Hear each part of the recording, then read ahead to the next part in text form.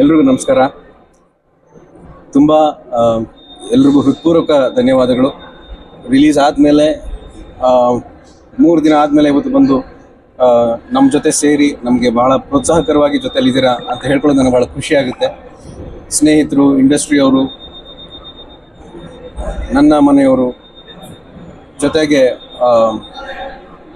ಸಾಮಾನ್ಯ ನಮ್ಮ ಪಬ್ಲಿಕ್ ಕೂಡ ಬಂದು ಸಿನಿಮಾ ನೋಡಿ ಇದ್ದಾರೆ. ಎಲ್ಲರೂ ಹೇಳ್ತಾ ಇದ್ದಾರೆ, ಸರ್ ನಮ್ಮ ಕಡೆ ಸ್ಕ್ರೀನ್ ಇಲ್ಲ, ನಮ್ಮ ಕಡೆ ಥಿಯೇಟ್ರಲ್ಲಿ ಇಲ್ಲ ಅಂತ.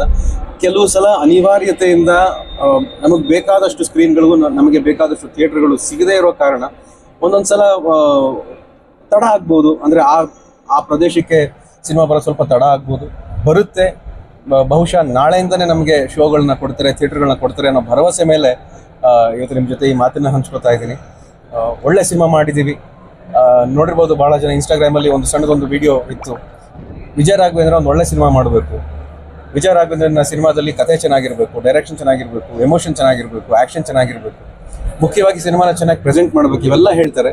ಹೇಳಿದಾಗ ನನಗೆ ಭಾಳ ಖುಷಿ ಆಗುತ್ತೆ. ಸಿನಿಮಾ ಮಾಡಾದ್ಮೇಲೆ ಅದನ್ನು ಎಲ್ಲರೂ ಬಾಯಲ್ಲೂ ಕೇಳಿದಾಗ ಇನ್ನೂ ಸಮಾಧಾನ ಆಗುತ್ತೆ. ಆದರೆ ಆ ಸಮಾಧಾನ ಥಿಯೇಟ್ರ್ಗಳಲ್ಲಿ ಜನ ಬರೋದ್ರ ಮೂಲಕ ಅದು ಏನು ಹೇಳ್ತಾರೆ, ಅದು ಟ್ರಾನ್ಸ್ಲೇಟ್ ಆಗಬೇಕು. ಇಲ್ಲಾಂದರೆ ನಾವು ಮಾಡಿರೋ ಕೆಲಸಕ್ಕೆ, ಪಟ್ಟಿರೋ ಶ್ರಮಕ್ಕೆ, ನಮ್ಮ ಚಿತ್ರತಂಡ ಪಟ್ಟಿರೋ ಶ್ರಮಕ್ಕೆ ಅಷ್ಟಕ್ಕೂ ನ್ಯಾಯ ಕೊಟ್ಟಾಗ ಆಗೋದಿಲ್ಲ. ಆ ನ್ಯಾಯವನ್ನು ನೀವು ಇವಾಗಲೇ ನಿಮ್ಮ ಮಾತುಗಳ ಮುಖಾಂತರ ಅದನ್ನು ಹರಡ್ತಾ ಇದ್ದೀರಾ. ಇನ್ನೂ ಹೆಚ್ಚು ಹರಡಲಿ, ಇನ್ನೂ ಹೆಚ್ಚು ಜನ ಥಿಯೇಟ್ರ್ ಒಳಗೆ ಬರಲಿ ಅಂತ ನಾನು ಕೇಳ್ಕೊತೀನಿ.